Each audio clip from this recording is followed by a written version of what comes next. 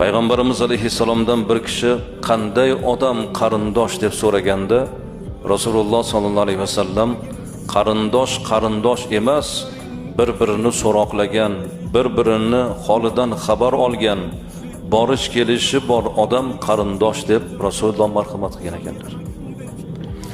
Hozir amakivachchalar, xolavachcha, tog'avachchalar unchalar qarindoshdek ko'rinmayapti. Bir-biri bilan faqat to'y, maraka, bir marosim bo'lsa, bir-birinikiga boradigan holat bo'ldi. Nima deb o'ylaysizlar? Nima uchun shu qarindoshchilik rishasi bir oz sovugandek? Faqat to'y, maraka bir sabab bilan bir-birinikiga borish.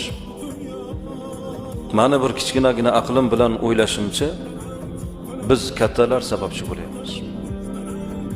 Chunki bolalarimizni yubormayapmiz.